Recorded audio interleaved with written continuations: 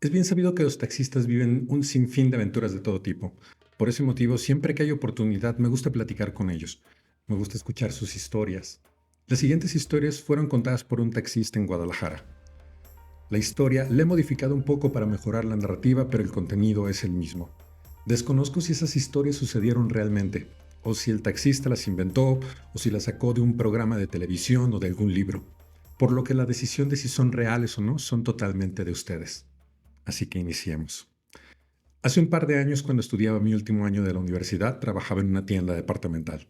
Como ya saben, estas tiendas asignan algunas fechas donde cierran más tarde de lo normal. Así que normalmente nos pagan taxi para regresar a nuestra casa esos días. Una de esas noches conocí a un taxista. No recuerdo qué detonó todo, pero le pregunté que si había sucedido algo paranormal. Y las siguientes fueron las historias que me contó. Era un martes, siempre los pinches martes. No pasa nada en martes, ¿no? Pero ese en especial no era cualquiera. Eran las 2 de la mañana o quizá un poco más. Yo venía de dejar un borracho en Oblatos y me dije, una más y me voy a casa. Andaba dando vuelta por Federalismo rumbo al Panteón de Mezquitán, cuando la vi, una señora parada justo enfrente de la entrada del viejo cementerio. No la reja de ahora, sino la chueca, la oxidada, la que nadie pela. Y ella estaba, una viejita de rebozo negro, de pelo blanco trenzado. Vestía como de otra época. Sería pecado dejarla ahí, pensé. Así que frené. ¿A dónde va, jefa? A la calle Donato Guerra.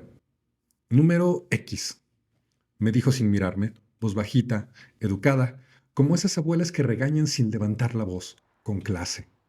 Claro que sí, suba. Ni un ruido al cerrar la puerta, ni uno. Empezamos a andar y de pronto sentí que el taxi pesaba. No sé cómo explicarlo, como si algo invisible se sentara conmigo. No frío, no miedo, solo peso. Como si trajera una piedra en el pecho. Prendida la radio, sonaba un bolero. Y ahí íbamos, sin hablar. Ella iba mirando por la ventana como si extrañara algo. No escuchaba suspiros, no movía los pies, no se reflejaba bien en el retrovisor, se veía algo borroso. Pero el espejo era viejo y así que no le presté atención, además todo estaba bastante oscuro y sería algo normal. Por el santuario vi que apretaba su rebozo, como sintiera frío. Pensé en ofrecerle mi chamarra, pero algo me dijo, tú sigue callado y no hagas caso. Al llegar a Nodato Guerra, justo el número donde me dijo, paré. Era una casa grande de esas que ya nadie pinta. La reja se veía oxidada, con matas crecidas por todas partes. Espéreme aquí, voy por el dinero.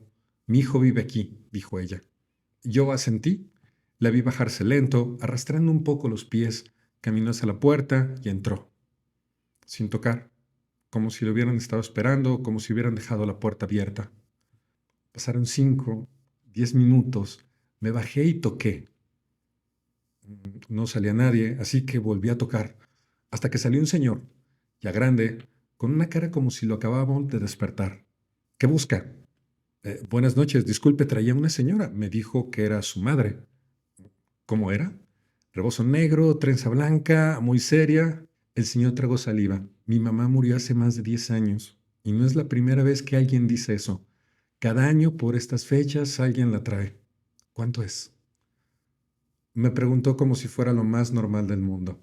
Le di la cifra, sacó su cartera y me pagó. Yo no dije nada. Nada más asentí, me subí al carro y prendí el motor. Pero antes de avanzar miré el asiento de atrás. Había una arruga, como si alguien se acabara de levantar. Esa fue mi última carrera de esa noche. Jamás volví a pasar por el panteón de Mezquitán después de medianoche. Desde entonces, cuando me preguntan si creo en fantasmas, le contesto lo mismo. No sé si existen, pero yo ya los llevé. No sabía si creerle o no, pero ya estaba bastante entretenido con la historia que me contó, así que le pedí más, que si no le había pasado otra cosa. Entonces me contó la siguiente historia. Una noche recogí a un señor cerca de la zona de Oblatos. Serían como las 11 de la noche, pero el barrio ya estaba en silencio, como si supiera que algo iba a pasar. El tipo de unos 40 y tantos traía la mirada de alguien que carga más cosas que las que pueda decir. Subió callado, me dio la dirección y arrancamos rumbo al sur. Yo no soy de los que preguntan mucho si la persona no está dispuesta, pero ese silencio estaba espeso, como humo, como un presagio. A los 2 minutos sentí que alguien más iba con nosotros. Volteé al retrovisor y junto al señor vi una silueta negra sentada. No tenía forma clara, pero se movía al ritmo del carro como si fuera parte del viaje. No sabía si realmente se subió después, se subió con él. Me sentía bastante apenado y estaba un poco confundido por lo que estaba pasando. Me aclaré la garganta, no dije nada. Pensé primero que era el reflejo o mi mente cansada y no recordé realmente cuando una persona se subió. Además, era de noche y no podía ver bien. En un semáforo, cuando el carro se detuvo, vi cómo la sombra se inclinaba hacia él, como susurrándole algo al oído.